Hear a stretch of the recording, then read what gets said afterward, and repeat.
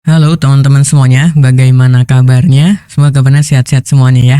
Selamat datang kembali di channel Study Student bersama saya Nusa Briansyah. Dan pada video kali ini, kita masih belajar tentang pemrograman web dasar. Kita masuk di episode ke-23 ya.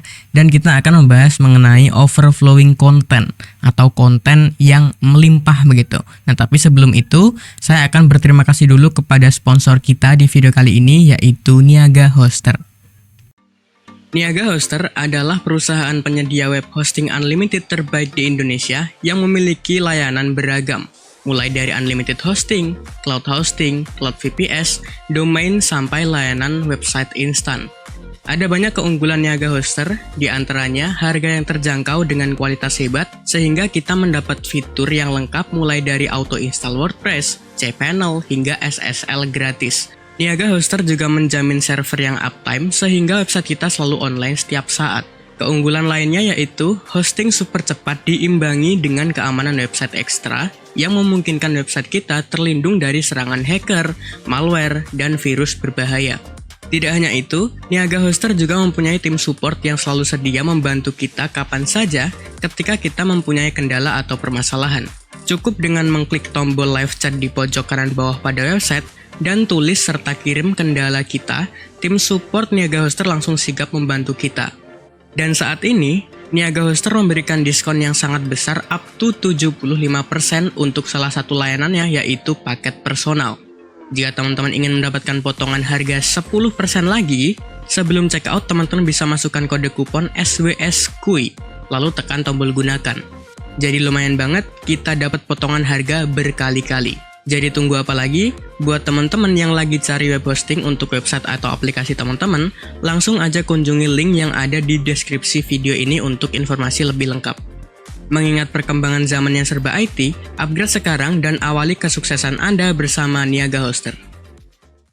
Oke teman-teman semuanya, jadi kita lanjut aja langsung ke materinya ya. Dan materinya saya ambil seperti biasa dari website developer Mozilla mengenai overflowing content di bagian pembelajaran CSS mengenai building block gitu. Jadi langsung kita ke dokumentasinya. Di sini. Oke, jadi overflowing content. Singkatnya adalah overflow gitu ya, adalah apa yang terjadi ketika ada terlalu banyak konten untuk muat ke dalam wadahnya. Jadi kontennya itu melebihi wadahnya. Singkatnya seperti itu. Jadi kontennya itu malah melebihi wadahnya. Itu yang disebut dengan overflowing content atau konten yang melimpah. Jadi kalau kita punya wadahnya itu gelas, kemudian kita taruh batu, nah batu itu kan nggak cukup ya di wadahnya yaitu gelas. Batunya lebih besar dari gelas gitu ya. Nah itu nggak cukup, makanya disebut dengan overflowing content. Nah dalam panduan ini gitu ya, kita akan mempelajari apa itu overflow dan bagaimana mengelolanya gitu. Nah tapi ada prasyaratnya teman-teman semuanya. Prasyaratnya adalah nih, sudah akrab dengan komputer gitu ya, sudah akrab dengan komputer, kemudian sudah menginstal software yang dibutuhkan. Oke, kemudian juga sudah bisa atau sudah mempunyai pengetahuan tentang bekerja dengan file, bisa membuat file, rename file, delete file, membuat file gitu ya, dan lain sebagainya, copy file, paste file. Kemudian sudah belajar tentang HTML basic, ya harusnya sebelum CSS sudah belajar tentang HTML basic. Nah, kemudian juga sudah belajar tentang CSS, terutama pada bagian CSS first step ini. Karena untuk overflowing content ini masuk ke dalam bagian CSS building block. Dan untuk masuk ke bagian sini ya harusnya pertama belajar CSS first step terlebih dahulu. Gitu. Tujuannya nih, kita mau ngapain? Oke, untuk memahami overflow dan cara mengelolanya. Singkatnya seperti itu. Kita ulangi sekali lagi, apa itu overflow? Sip. Jadi, sekali lagi, everything in CSS is a box. Jadi, apapun yang ada di CSS atau segala sesuatu di CSS itu adalah kotak-kotak atau sebuah kotak. Kita juga sudah belajar tentang itu ya, semuanya itu adalah kotak-kotak di website kita.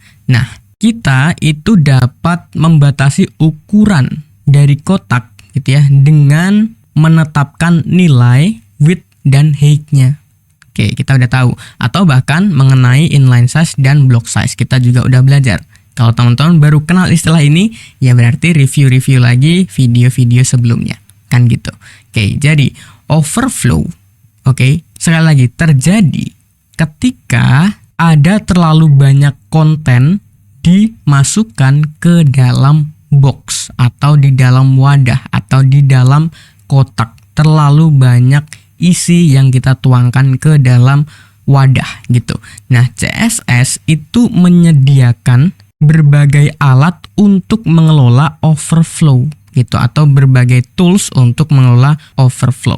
Saat kita akan melangkah lebih jauh tentang CSS layout and writing CSS dan membuat CSS atau menulis CSS, kita akan menghadapi lebih banyak tentang situasi overflow ini. Oke, jadi singkatnya gini teman-teman semuanya. Di sini ada contoh, ada sebuah kotak ini yaitu div dengan kelas box, dikasih border 1 pixel solid gitu ya, kemudian warnanya abu-abu, width-nya 200 pixel, height-nya 100 pixel. Ini kita bisa contek aja kali ya codingan ini.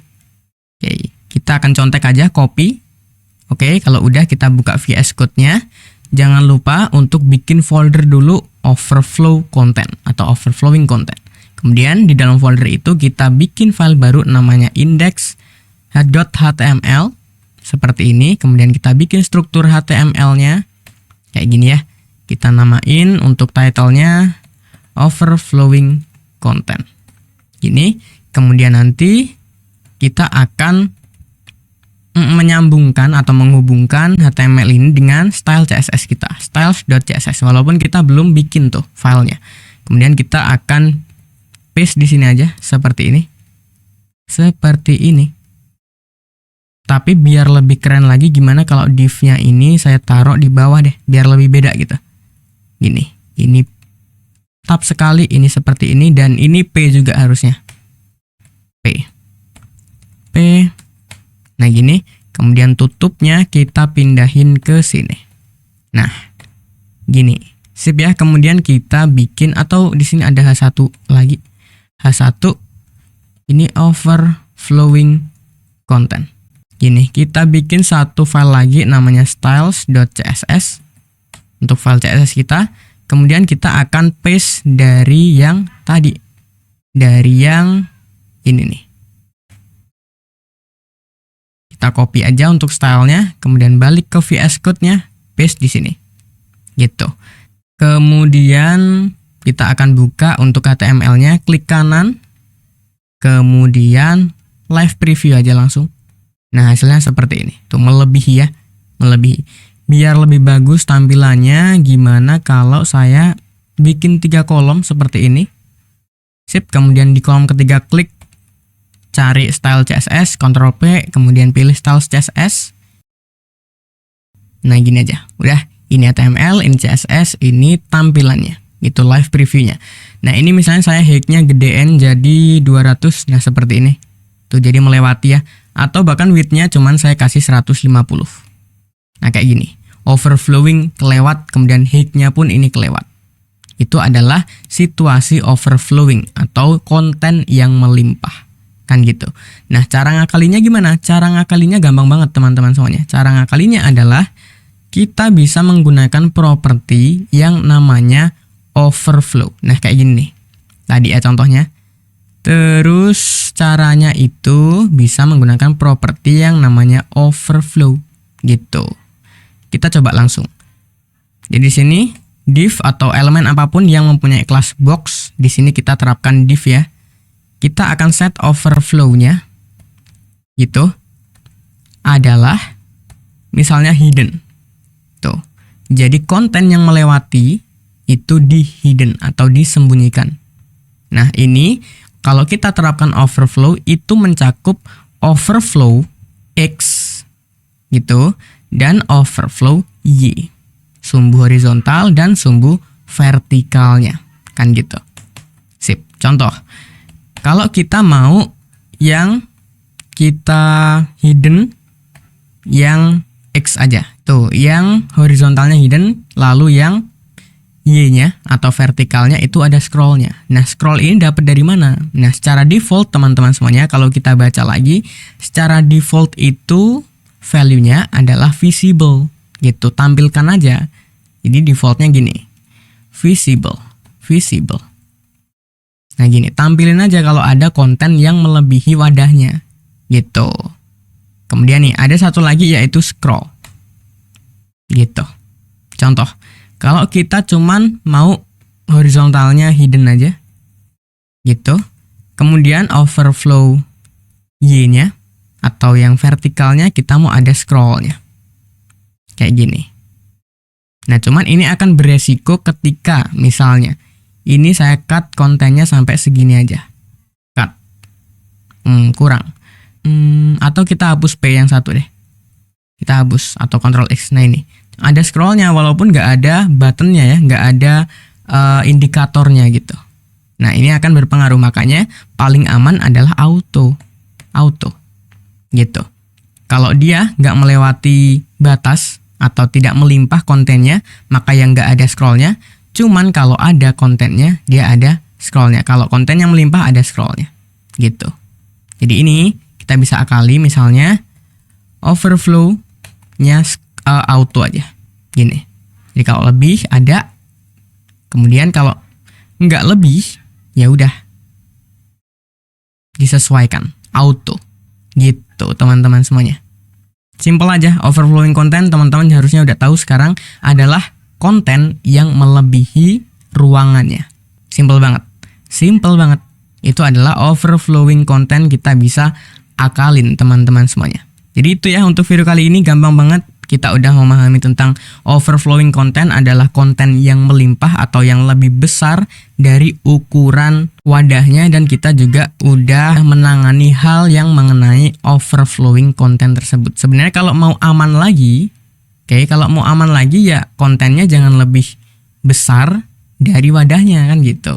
Wadahnya disesuaikan, menyesuaikan konten yang ada di dalamnya. Misalnya di sini height-nya nggak saya atur, nah kan sesuai tuh, kan gitu. Oke teman-teman semuanya, dan ini biasanya dipakai kalau kita lihat contoh di developer Mozilla, dipakainya di sini tuh, ada ya, ada. Nah cuman untuk menangani itu keren zaman sekarang. Zaman sekarang itu udah ada JavaScript. Nah, sekarang disembunyikan tuh jadi toggle. Tuh, keren. Itu yang dinamakan dengan website yang responsif. Keren banget. Jadi saya rasa itu teman-teman untuk video kali ini kita udah memahami tentang overflowing content dan juga cara mengelolanya. Kalimat terakhir dari saya, kita sudah mengetahui penyebab konten meluap dari wadahnya dan bagaimana cara menanganinya. Gitu, simple aja untuk video kali ini. Dan untuk video selanjutnya, kita akan belajar tentang images, media, and form element. Kita akan belajar tentang ini walaupun kita udah tahu image itu apa, media itu ada apa aja, tapi kita belum sinkronisasi menggunakan CSS. Dan itu kita akan lakukan di video selanjutnya teman-teman semuanya. Jadi saya rasa itu untuk video kali ini. Saya Nusa pamit, saya ucapkan thank you. Terima kasih, keep learning and keep spirits teman-teman semuanya.